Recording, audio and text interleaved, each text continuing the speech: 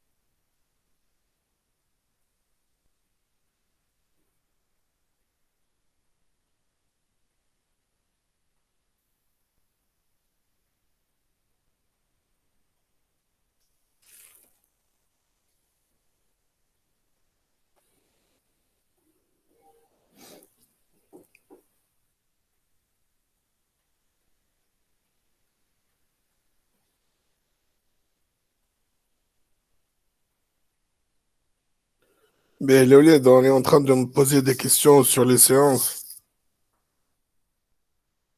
Send.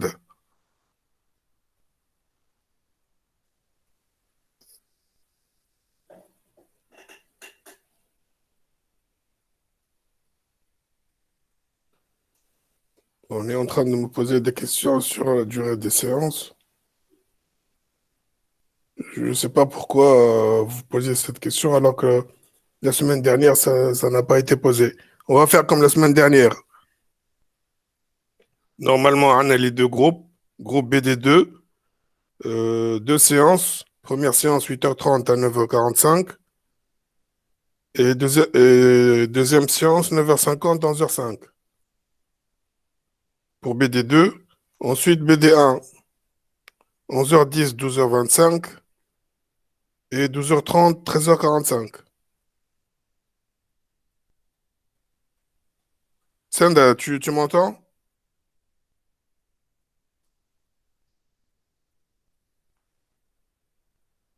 نعرفش انتم كلكم نفس الجروب ولا إيه؟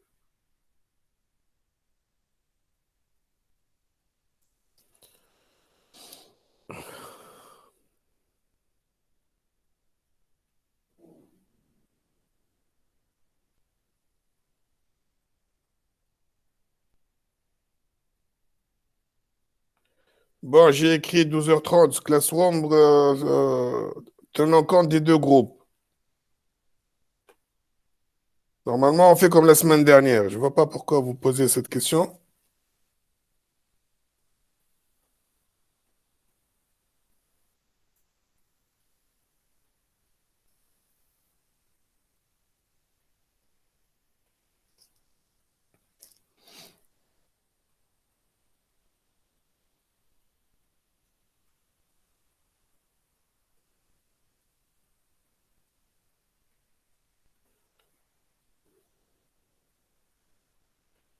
Moi, je classique aussi. Je peux vous réunir le col fin de séance.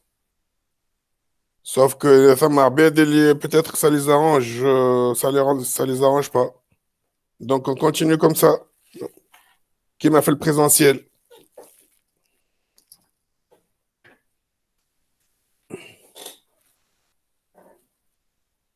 C'est clair? Oui, c'est clair. Et Abir, qu'est-ce que tu me dis? Parce que c'est pas ce que vous avez écrit sur Classroom, monsieur.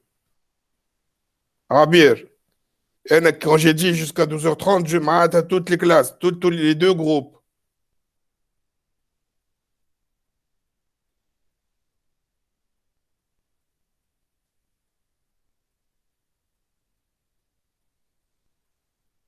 معناتها يلزمني كي نحط حاجة يلزمنا نحط الديتاي نتاع الديتاي معناتها pour ne pas qu'il y ait des confusions. Bonjour monsieur, est-ce que c'est pour les deux classes maintenant? Ou bien est-ce qu'on doit assister à 11 heures comme d'habitude?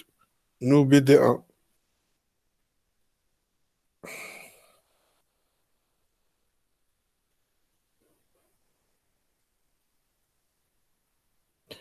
هو اللي اللي عطيته لكم اللي عطيته لكم la semaine dernière, هو c'est le même pour toutes les séances.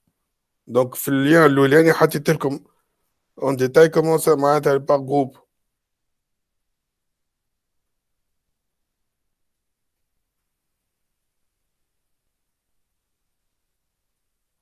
باش شكون معايا تو الجروب جروب 2 الكل. Hey, normalement, هذا معهم. باهي الياس. باهي on commence توا ولا مازال شكون؟ apparemment ثم اللي دخلوا دي جماعة من الجروب 1 وخرجوا سي ça.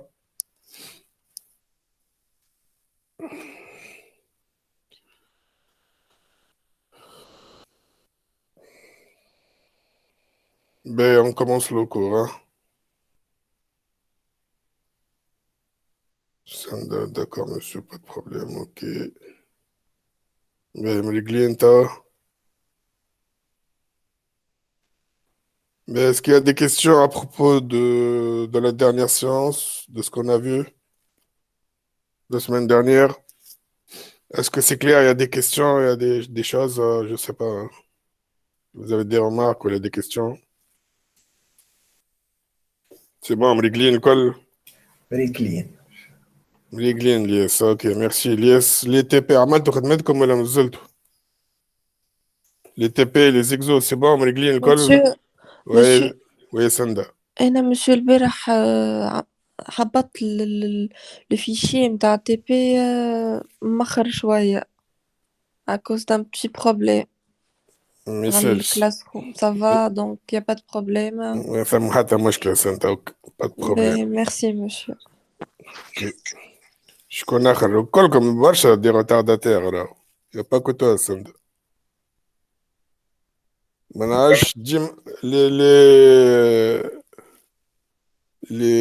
les exercices يوصلوا لي ديما معناتها تخدموا ما ديما في خاطر آخر، ما خاطر تخدموا ديما في monsieur دقيقة الأخر. وي وي وي سندا. monsieur خاطر البارح انت هبطت لنا الفيشي متاع السيمولاتور معناها سيميلاتور مهبطوا من عنده برشا سندا. لا معناها الفيشي اللي باش نحلوه على السيمولاتور باش نعملو باش نخدمو التي بي ديك معناها الساعة من الاول مي مسيو لا كي لا، هبط هبطوا في الترافو. من البارح الاول هبطوا مسيو يافي با الفيشي اللي باش نحلوه على السيمولاتور من موجود بعد انت عاودت هبطهولنا. اي سندا هبطوا البارح في الكور، مي قبل هبطوا مع لي ترافو نورمالمون وصل لكم نو؟ لا مسيو من الاول كي حطيت لنا وصلش. الترافاي افير يافي با لو فيشي اللي نحلوه على السيمولاتور دونك اون لا reçu hier هيك عليه مسيو باهي اوكي دونك افيك مش مشكل. الكونيكسيون تبدا مسيو تبدا ثقيله وكل باهي تحب نزيد نحل لكم في الديلي؟ بون ما نعرفش مسيو اسكو فما عباد مازالت ما هبطتش ولا دونك جو سي Non, با. c'est pas un problème. Tant qu'on a que est-ce que vous avez tous travaillé sinon t'as نزيد comme جماعة أخرى sinon. مش مشكلة، تعال نزيد جماعة أخرى، y a pas de problème. Comme ça تنجموا انتوما نزيدوا ثبتوا si vous voulez. احنا on est bien au niveau de l'avancement.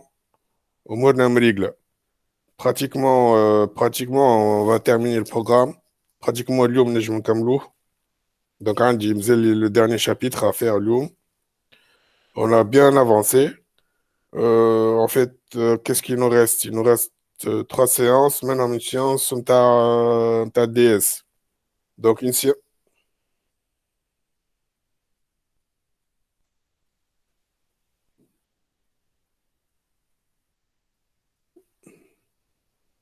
C'est pas خير عمر. صباح الخير مساء. Ça سامع. va? عندي مشكلة في الكونيكسيون هذيك علاش. Ah, c'est pas grave, c'est pas grave. Donc, je disais à tes camarades que pratiquement, on va terminer aujourd'hui pratiquement le cours. Il nous reste 2 séances avec une séance pour le DS. في les deux séances اللي مشي قعدونا دونك باش نعملوا révision على tous les chapitres où on fera aussi des exercices, on fera aussi des TP. Inch'Allah, la situation sanitaire s'améliore, comme ça on poursuivra notre cours en présentiel. Sinon, il n'y a pas de souci, on a à distance, on fera des TP à distance.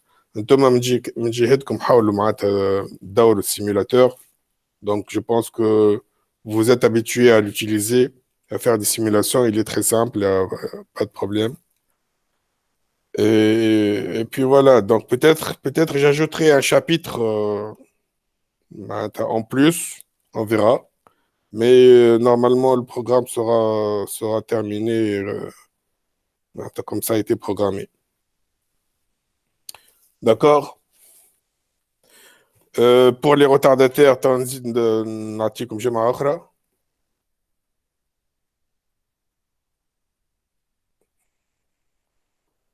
Pour les retardataires au niveau des TP. Et puis voilà. Donc, Lyon, on va entamer un nouveau chapitre qui concernera la partie... donc, ce sera le chapitre 8. Normalement, c'est le dernier chapitre du cours. Bon, je vais passer à la présentation.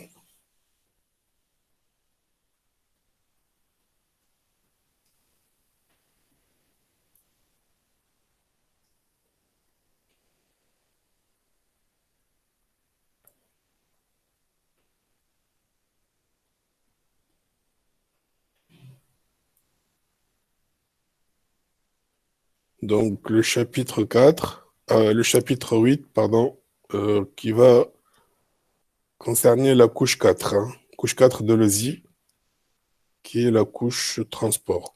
C'est un chapitre très important et très intéressant aussi.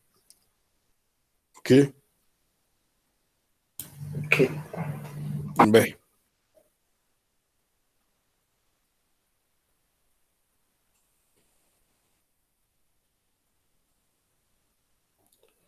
Donc, juste un petit rappel ici au niveau des différentes couches ou des principales couches, tu as l'ESI. Donc, la couche 2, son objectif, voilà, son rôle, c'était de dialoguer sur un réseau local, sur un même segment de réseau, plus précisément. La couche 3, son objectif, c'était de dialoguer entre réseaux, plus précisément des réseaux différents. Et aujourd'hui, on va passer à la couche 4, qui, dans l'objectif, c'est de faire dialoguer ensemble des applications. Et là, on va définir la notion de port. Donc, au niveau de la couche 2, on utilisait les adresses MAC avec qui on dialoguait. Et quand on remontait à la couche 3, on utilisait un adressage logique avec les adresses IP. Maintenant, avec la couche 4, ce sera la notion de port qui va nous permettre de dialoguer entre les applications.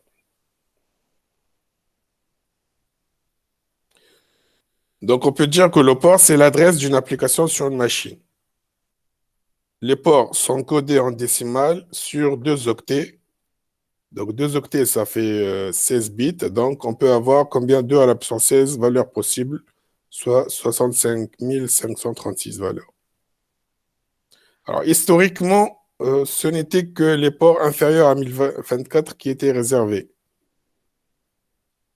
Donc, les ports qui étaient réservés, il était réservé au niveau de tout ce qui est application serveur. Mais aujourd'hui, beaucoup d'applications utilisent des ports au-delà de 1024. Donc, seule une partie d'entre eux sont réservés. Donc, on a ici quelques exemples de ports réservés. Donc, le port 80 que vous connaissez tous pour les applications web. Le port 25 pour le mail. Le port 22 pour le SSH. SSH, c'est un protocole de connexion sécurisé. 143 pour les maps. c'est pour la messagerie. 8080 proxy HTTPS 443, etc. Le FTP, le DNS, etc. Donc, ça, c'est un exemple de port réservé. Donc, chaque application, au niveau d'un serveur, elle a un port réservé à elle. Les ports sont normalement utilisés pour les applications serveurs. Les applications clientes ont aussi des ports, mais qui ne sont pas réservés.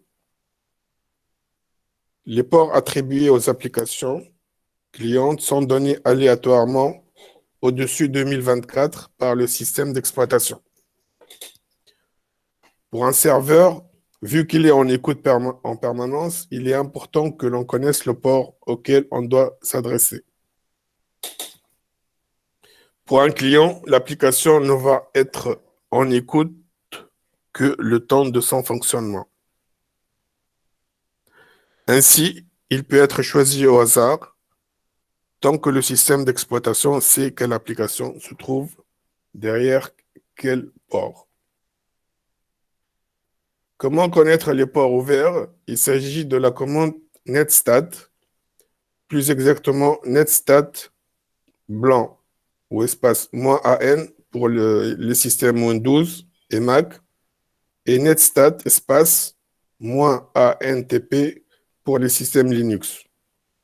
Donc ici, on a un exemple au niveau d'une commande sur Mac.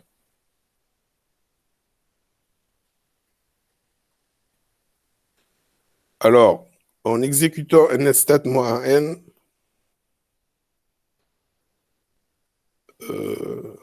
on voit ici l'adresse IP et le port qui s'affiche. Donc, nous voyons ici que la machine d'adresse 10.8.98.13 et on écoute sur le port 56.681 pour communiquer avec un site web sur son port 80. Donc, on voit ici l'adresse IP de la machine et le port de la machine cliente, de l'application cliente, et ici, la machine, le serveur et l'application et le port 80 au niveau du serveur web.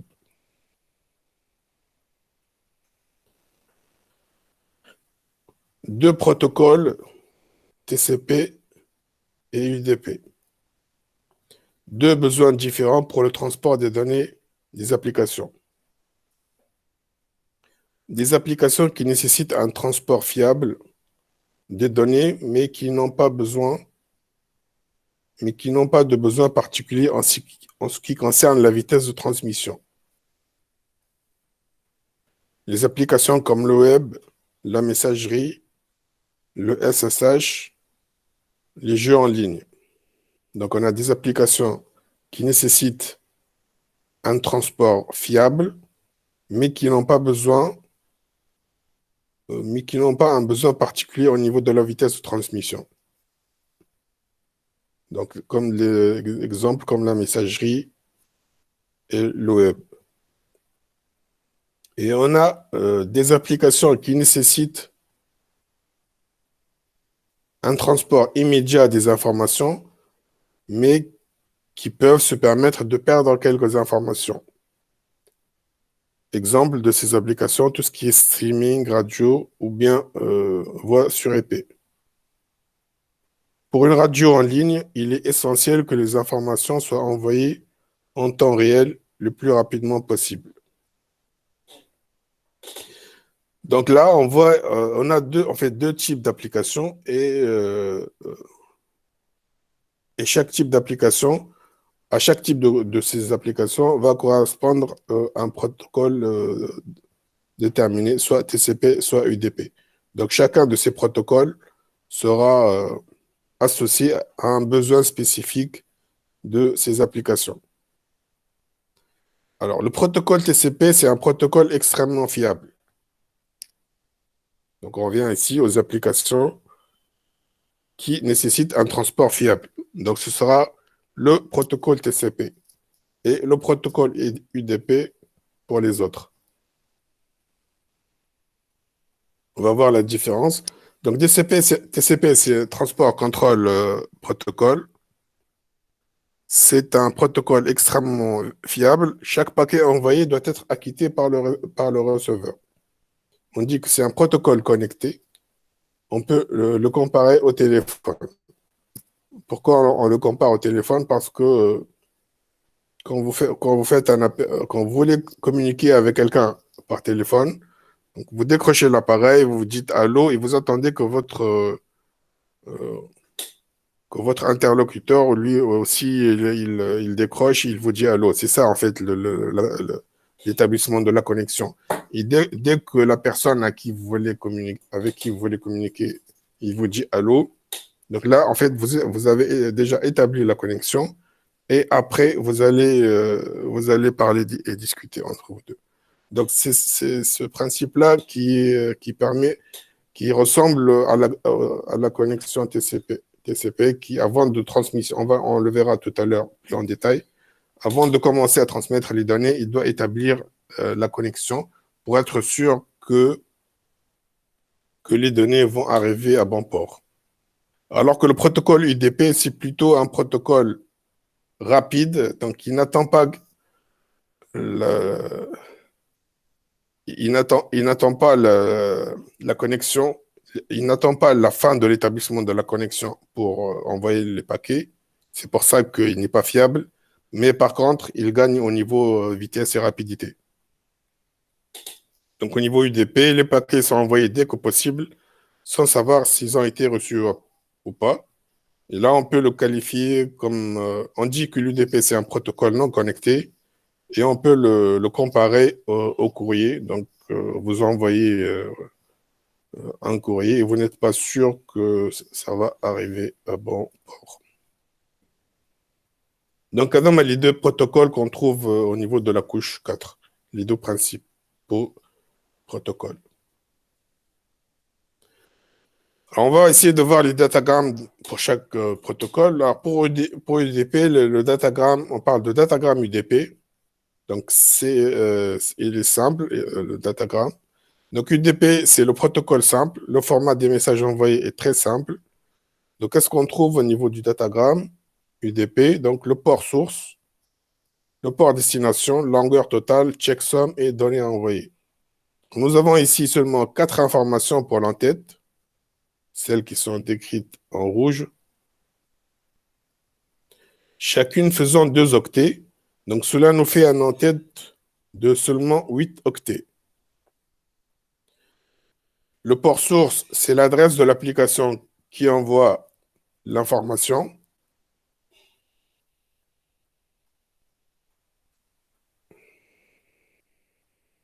Bon, je m'arrête un peu parce qu'apparemment, il y a un collègue qui vient d'arriver en classe.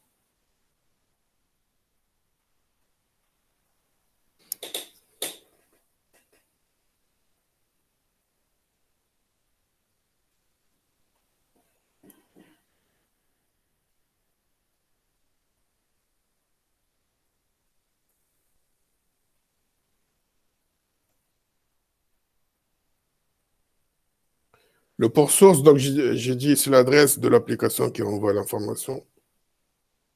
Le port destination, c'est l'adresse de l'application destinataire.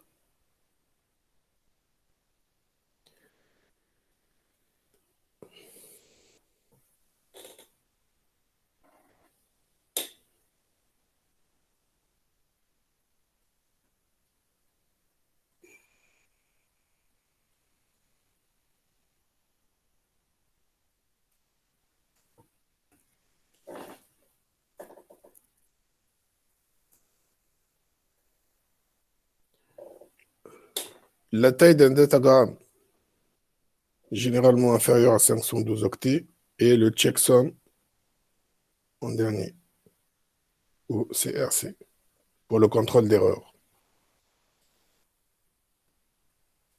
Alors, les applications qui utilisent le protocole UDP, c'est toutes les applications de streaming, radio sur Internet, télé et voix sur IP. Pour le protocole TCP, là, comme je le disais tout à l'heure, avant de communiquer, on assure la communication. On va essayer d'établir la communication avant d'envoyer les données. Les 3 premiers paquets envoyés serviront à établir la communication. Alors pour cela, TCP va utiliser des informations dans son en-tête pour dire si un paquet correspond à une demande de connexion ou si c'est un paquet normal. Et pour cela, on utilisera les flags ou bien les drapeaux. C'est des bits qui peuvent prendre la valeur 0 ou 1 pour indiquer quel est le type du message TCP envoyé.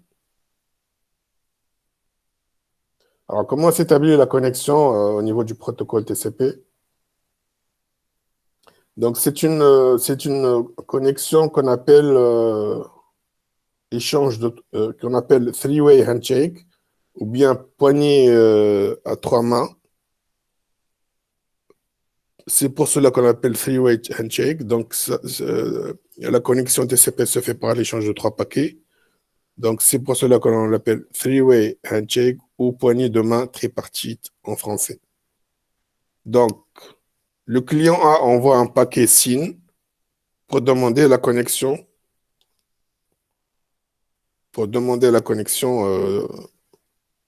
au serveur B. B lui répond alors par un ACK, un accusé de réception. Donc, pour acquitter le paquet SYN de A, et il lui envoie aussi un autre paquet SYN pour synchroniser, pour qu'il synchronise la communication.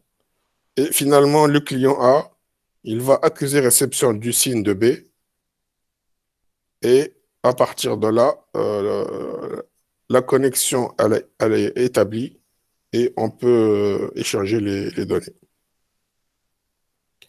Donc, je répète, l'établissement de la connexion se fait en trois étapes au niveau du protocole TCP. Donc, on l'appelle en anglais three-way handshake. Donc, A demande à B la connexion. Donc, il lui envoie un paquet SYN. C'est le flag ici qui correspond au paquet SYN, demande de connexion. B lui accuse la réception. Il lui renvoie un paquet SYN avec un accusé de réception, comme quoi il a bien reçu sa demande de synchronisation et que lui aussi, il est prêt à synchroniser avec lui. Et une fois que A reçoit le SYN de B avec l'accusé de réception, il lui remet un accusé de réception, un ACK, pour lui dire qu'il a reçu son paquet SYN. Et maintenant, la communication, elle peut s'établir une fois que la connexion a été faite. Connexion تاع دي بور هذيك معناها. Connexion entre deux serveurs. اي ما هو كل سيرفر بالبور نتاعو. نزلنا au niveau des ports, c'est au niveau de l'accès.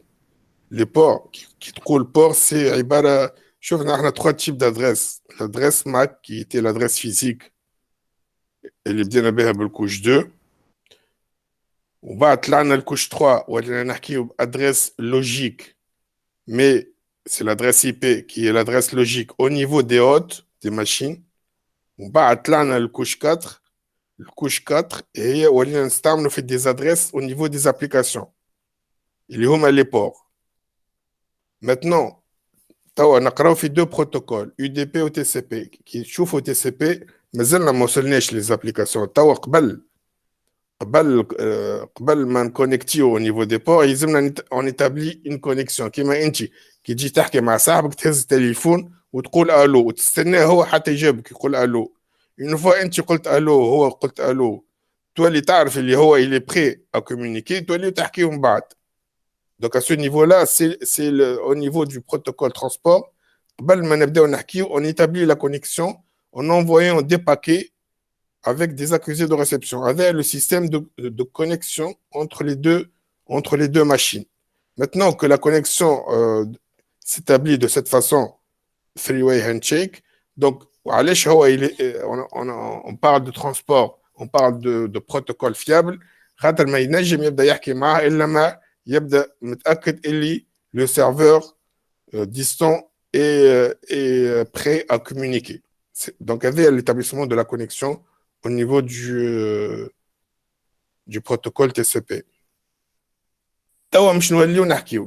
Continuation de la connexion.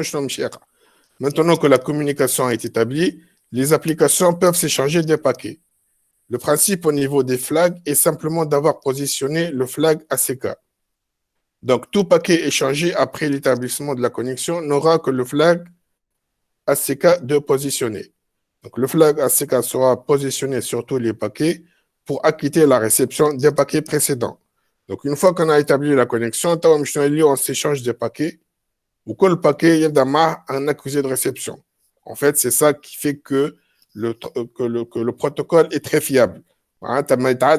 ما يوصل الباكي لما الاخر يعمل اس كا يقول له راه وصلني ويعاود يبعث له الاخر كل à chaque transfert de paquet on a un accusé de réception qui nous confirme que le paquet a été réceptionné par l'un ou par l'autre. C'est ça qui en fait qui fait en sorte que le protocole soit fiable dans la mesure où on a le paquet وصل ولا ما وصلش. Maintenant, une fois qu'on a terminé la communication, donc il faut à chaque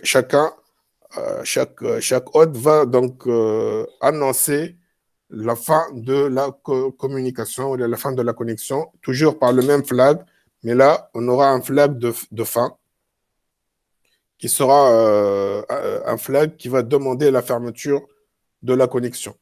Donc, le serveur B la demande de fermeture contiendra les flags fin et ACK. Le serveur B demande aussi la fermeture de la communication dans l'autre sens et acquitter la réception de la fin de la demande. Il placera donc lui aussi les flags fin et ACK. Le client répond au serveur qu'il a bien reçu sa demande de fermeture en envoyant par un dernier pack ACK. C'est seulement à ce moment que la connexion est fermée complètement et que les ressources des machines sont libérées. OK? Oui, monsieur. Ben, on va essayer de voir plus en détail le segment, on appelle au niveau TCP, on appelle ça segment TCP. Alors, qu'est-ce qu'on va trouver dans le segment TCP? Le port source, le port destination, le flag, d'autres informations ici, le checksum et les données envoyées.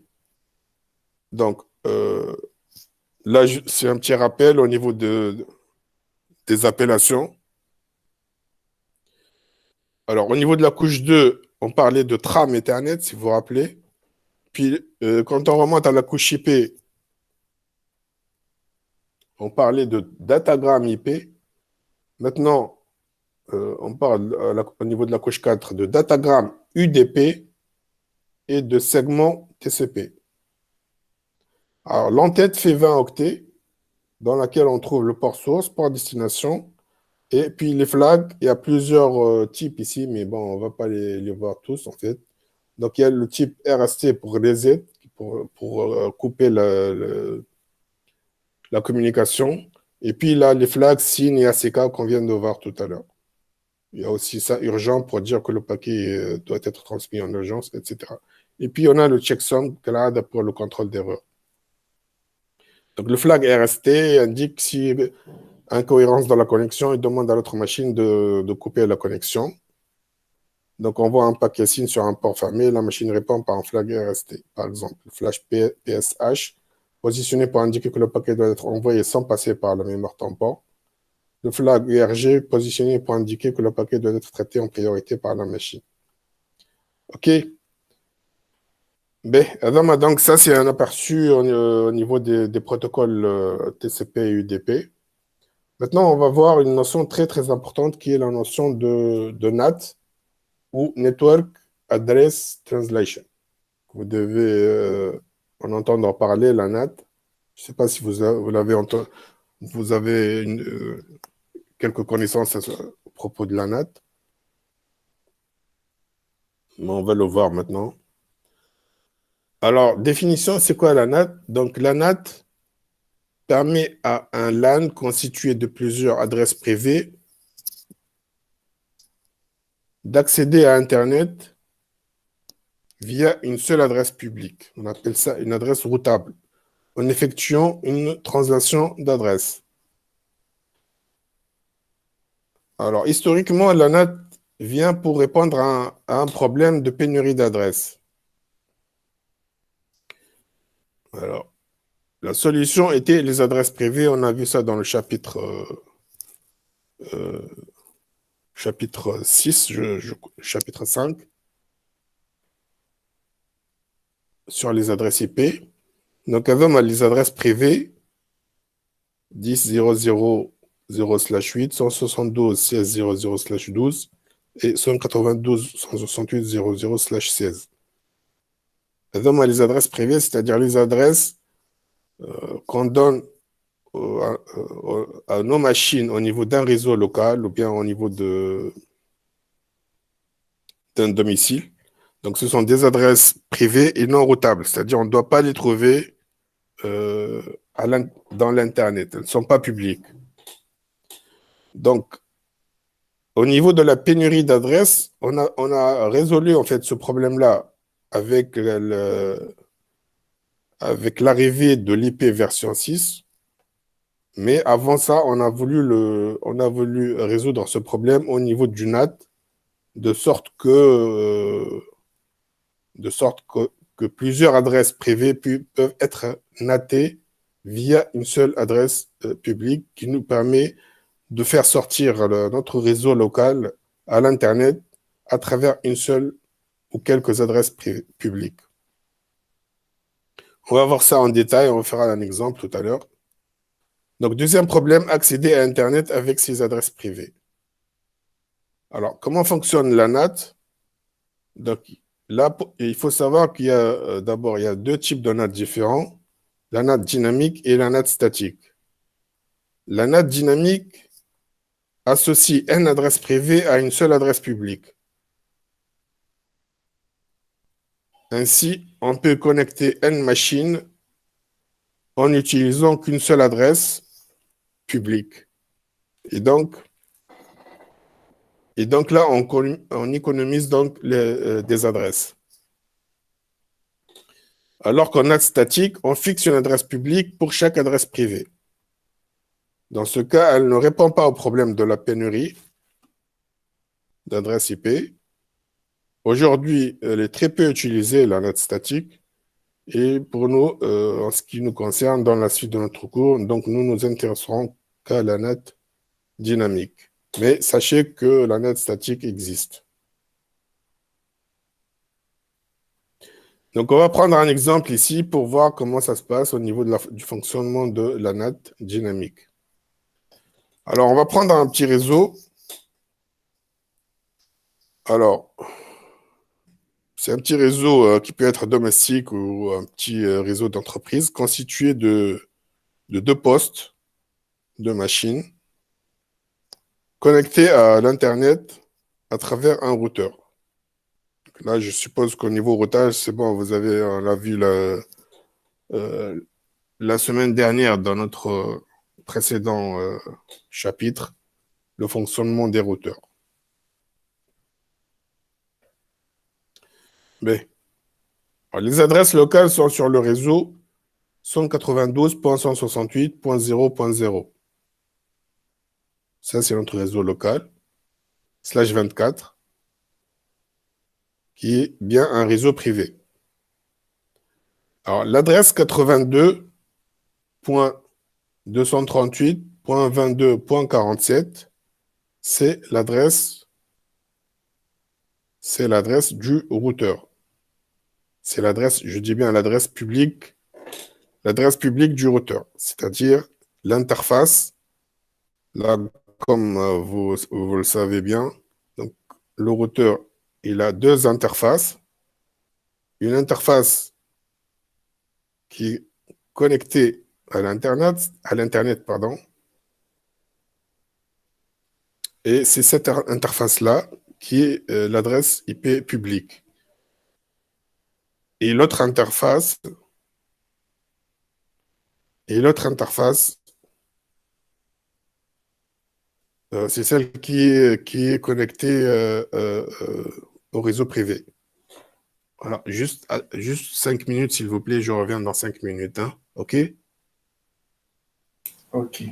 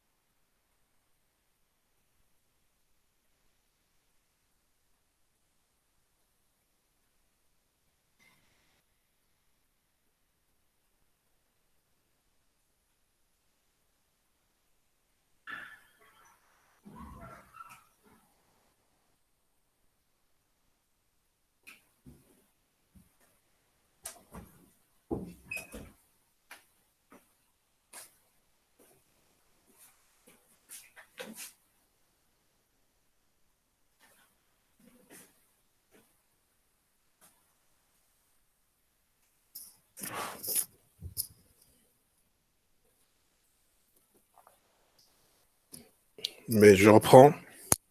Donc, on a un petit réseau local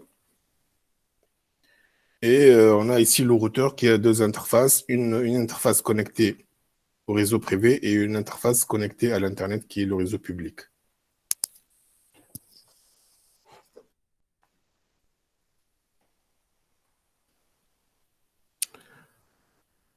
Regardons maintenant ce qui se passe dans le cas de la NAT lors de l'envoi d'un paquet sur Internet.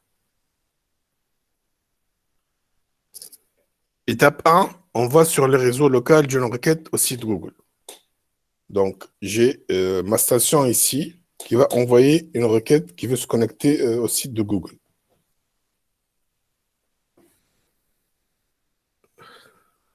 Alors, je regarde la trame en sortie de la machine 192.168.0.1. Et qu'est-ce que je trouve? Je trouve en premier lieu l'adresse MAC du routeur local. Donc, le paquet, quand il sort de cette machine-là, il va s'adresser. Bien sûr, elle va passer par des switches, hein, mais là, je fais abstraction au niveau des switches pour que l'exercice ne soit pas trop, pour que l'exemple ne soit pas trop compliqué. Donc, la station point 1 va donc s'adresser, avant de sortir vers l'Internet, elle va passer par le routeur. Donc, le routeur ici, il va recevoir le paquet de la station 192.168.0.1 et on va trouver dans la trame les informations suivantes. Donc, adresse MAC du routeur local, ça c'est l'adresse destination. Adresse MAC source qui correspond à l'adresse MAC de la station 192.168.0.1. Le protocole de couche 3, l'adresse IP source 192.168.0.1 et puis l'adresse IP destination qui est l'adresse de Google. Voilà, on prend l'exemple ici de l'IP 74.125.230.84. Je suppose que c'est l'adresse IP du serveur de Google. OK. Donc, première étape, envoie sur les réseaux locaux d'une requête au site Google et c'est le routeur qui va recevoir la trame de la station 1. Alors, que fait le routeur? Le routeur, maintenant, il va natter le paquet. Alors, comment il va faire? Donc, pour envoyer son paquet au site de Google,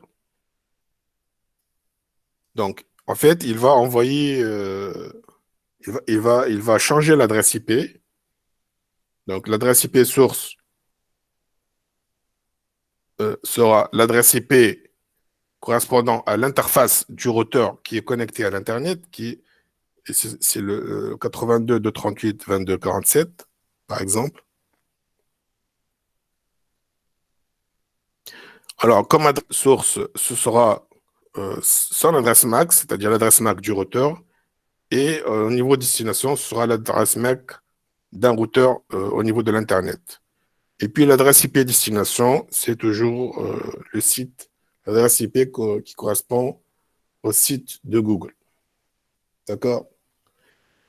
Maintenant, Google, une fois qu'il reçoit le paquet, il va pouvoir répondre. Mais répondre à qui? Il va répondre à cette adresse IP, c'est l'adresse publique du routeur. Une fois que Google a répondu, donc il envoie le paquet de réponse au routeur. Alors, Google va pouvoir répondre à l'adresse IP 82, qui est celle de notre routeur, adresse publique, mais quel poste recevra la réponse? Donc, c'est ça la question. Donc, une fois que le routeur a reçu la réponse de Google, comment il va pouvoir la transférer à quel hôte et à quelle application? Donc, c'est pour ça que la notion de port intervient à ce niveau-là. Lors de l'établissement d'une connexion, que ce soit en TCP ou en UDP, un port source est choisi par la machine qui émet la requête. Ce port va servir pour identifier la machine qui a émis la requête à l'origine. Ce port est choisi aléatoirement entre 1024 et 65 535. Donc, on ajoute des informations de la couche 4 à la trame. Donc, la trame devient... Donc, quand on a vu la trame de cette façon-là, au niveau du routeur, il y aura ambiguïté puisque le routeur ne saura pas à quelle application il va renvoyer le paquet. Donc, ce qu'il faut rajouter ici, il faut rajouter les adresses des applications qui correspondent aux différents ports, sources et destinations.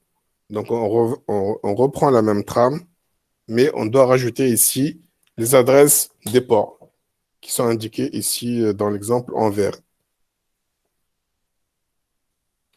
Alors, notre routeur va recevoir ce paquet et noter la correspondance entre l'adresse IP source 192.168.0.1 et le port source utilisé, par exemple, le 10.277. Donc là, je reviens un peu en arrière. Donc la trame, elle doit être constituée de cette façon-là.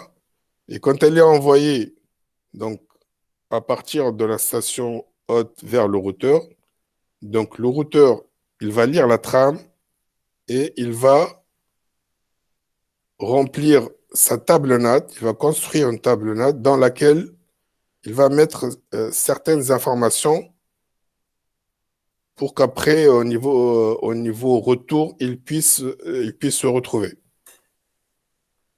Donc, qu'est-ce qu'il va mettre dans la table NAT?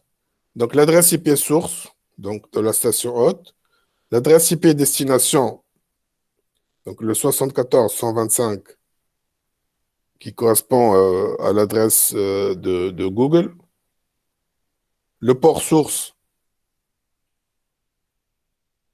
qui est celui-là, 10.277, le port destination, le port 80. Et il va mettre ici l'adresse IP source, son adresse IP à lui, l'adresse IP destination,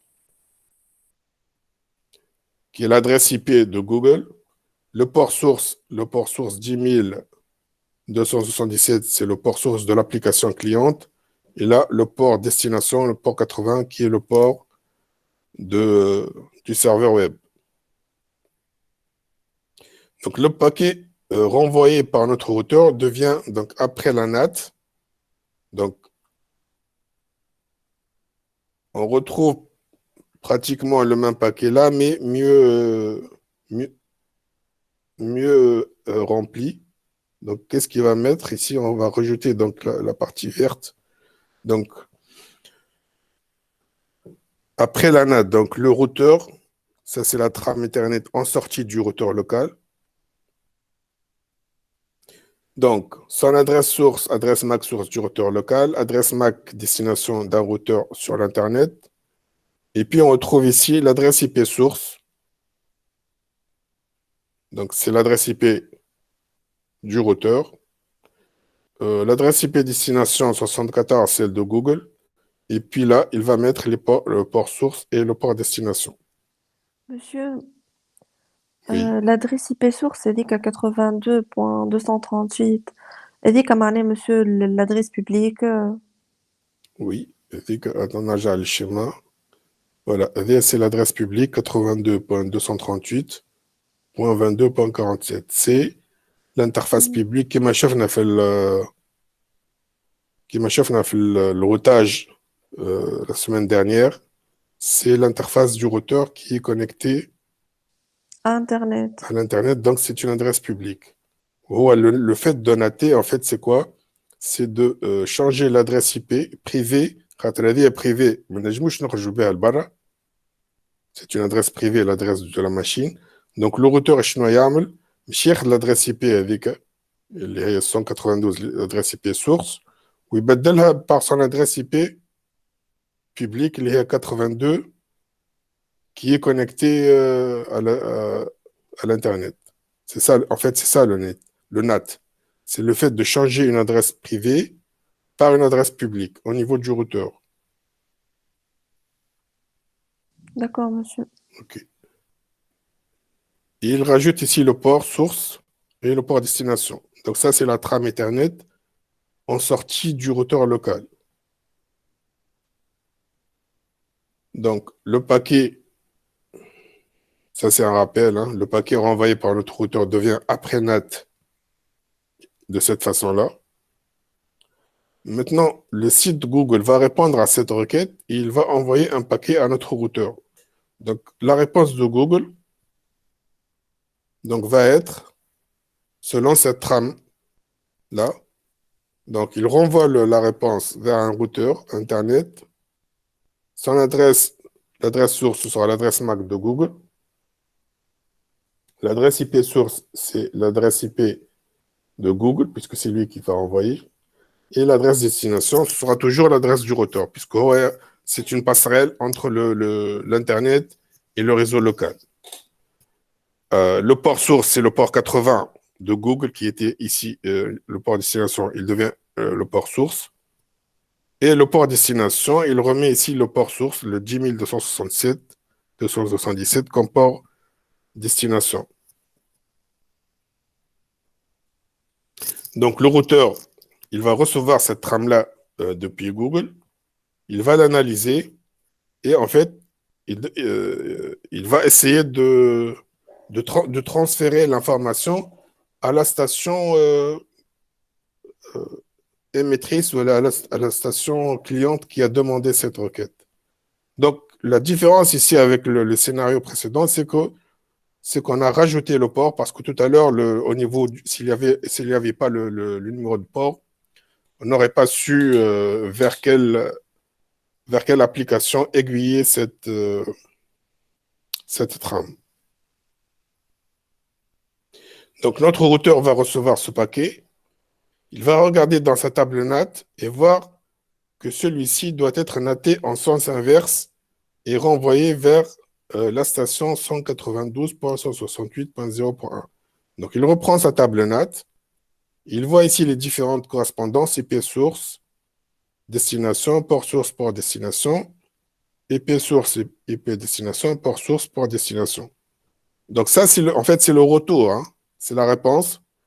Donc, Donc là, qu'est-ce qu'il va trouver? Il va trouver qu'en fait, le paquet qui lui a été envoyé au niveau de l'émission, au niveau de la requête, il avait la correspondance IP 192.168.0.1 avec son adresse IP à lui. Donc là, en fait, il va faire la correspondance inverse.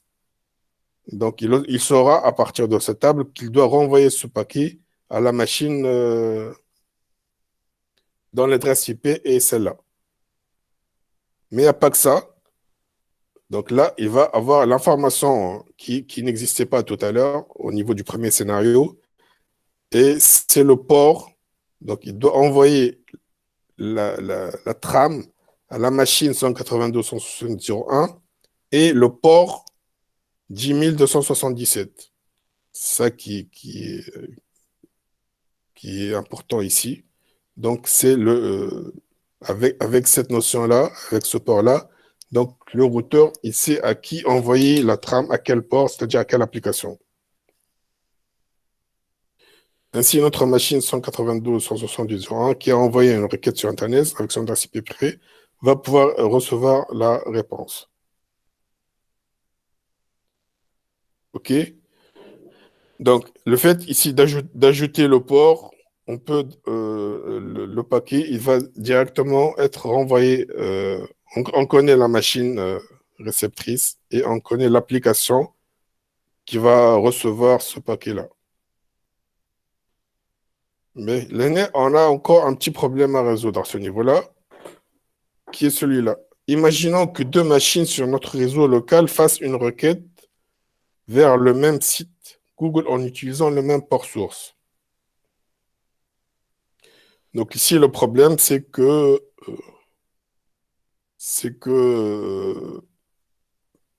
y a la possibilité à ce que deux machines puissent émettre la même requête avec le même port source. Donc, on prend l'exemple ici. Par exemple, la machine 1 et la machine 2 ont envoyé deux requêtes au site Google. D'accord? Donc, on voit ici le même IP destinataire, 74.125.230.84. Et par hasard, on aura ici le même port source. Ici, on a le port 80, même chose. C'est le port du serveur web. Et ça, c'est la table NAT avec deux machines qui ont fait la même requête avec le même port. Et là, ça va poser un problème après au niveau du routeur, au niveau de la réponse du routeur, puisqu'il ne pourra pas, il aura une confusion ici parce qu'il aura parce qu'il a le même port ici, au niveau des deux machines. Donc, au retour d'un paquet appartenant à l'une ou l'autre des connexions, le routeur n'aura aucun moyen de savoir si c'est la machine 1 ou bien la machine 2 qui doit recevoir la réponse. Donc, le choix du port source comme élément différenciateur n'est plus suffisant. Alors, comme solution, le routeur donc, doit modifier à la fois l'adresse IP source et le port source. Par rapport à notre cas précédent, ça donnerait la table NAT suivante. Donc, pour éviter cette confusion au niveau du port, donc, le routeur va modifier la correspondance entre le port source et le port destination. Donc, qu'est-ce qu'il va faire ici? Donc, il va assigner en fait un port source correspondant au port source de la machine 1 et un autre port source qui correspond au port source de la machine 2 pour éviter. Monsieur, Oui. ça se fait au hasard, Qu'est-ce qui se fait au hasard? les ports. شنو هي الفازة؟ ce qui معناها fait l'association, la- elle se fait ce au que- hasard. مش l'association qui se fait au hasard. D'abord, la location au niveau des ports clients, elle se fait au hasard. D'accord? Et ce hasard-là qui peut faire en sorte que deux machines puissent avoir puissent avoir le même port source. Par contre, le routeur ici, il ne le fait pas au hasard. Il y a un algorithme qui fait en sorte que à chaque port source, il lui assigne un autre port pour lui, pour éviter qu'il y ait confusion. D'accord? Là, ça ne se fait pas par hasard au niveau du routeur. Tu as compris? D'accord, monsieur. Aïe, monsieur. Merci. Bon, si ça se fait par hasard, on risque de tomber dans un même problème. Exactement. Ok, C'est pour ça. ouais.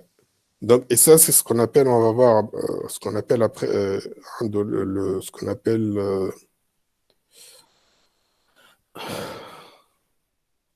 c'est la translation de port, hein, on le verra tout à l'heure. Donc, là, pour éviter la confusion au retour, ok, il sait distinguer les deux ports au niveau des deux machines. Donc, là, à ce niveau-là, l'ambiguïté, elle a été résolue, le problème de l'ambiguïté. D'accord? Tawa, on passe à un autre problème, c'est le fait comment on peut être joint de l'extérieur. C'est-à-dire, si jamais on a un serveur web ou un autre réseau local, comment on peut être joint à partir de l'Internet vers notre serveur web. Donc, on a le chemin inverse, mais l'autre, une station 1 qui va se connecter à Google, ou qui fait Google et dirige la réponse. Maintenant, on va voir le scénario où on dispose d'un serveur web et on veut que quelqu'un de l'extérieur puisse accéder à notre serveur. Alors, nous avons vu que grâce à la NAT dynamique, nous pouvons sortir sur Internet en ayant une adresse privée. OK? C'est bien ce qu'on a vu tout à l'heure. Donc, en ayant une adresse privée, on passe à travers un routeur qui va faire le NAT, c'est-à-dire il va correspondre à notre adresse privée avec une adresse publique, à partir de laquelle il va pouvoir sortir vers l'Internet. Ensuite, le jour, il va retourner toujours, il reçoit le paquet sur son interface publique, où il y a le table NAT متاعو, où il chauffe la correspondance entre adresse IP et adresse port, باش يرجع la requête vers l'application qui a fait la requête sur la machine qui a fait la même requête. Alors, donc grâce à la note dynamique, nous pouvons sortir sur Internet en ayant une adresse privée.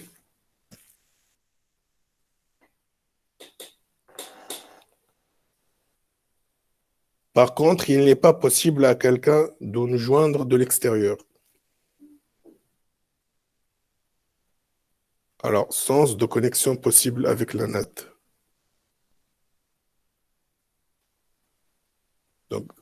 Donc de l'extérieur, ils ne peuvent pas nous joindre. Pourquoi? Parce qu'on a des adresses privées ici. Mais on va voir comment ça va se passer. Donc, comment être joint de l'extérieur? Comment être joint de l'extérieur?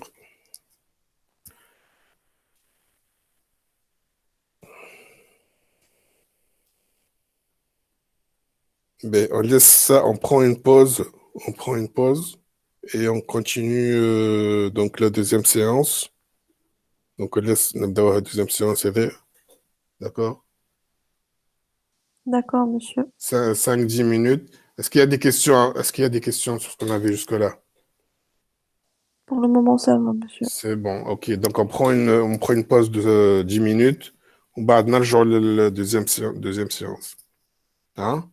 Ok? D'accord, monsieur. Ok, à tout à l'heure.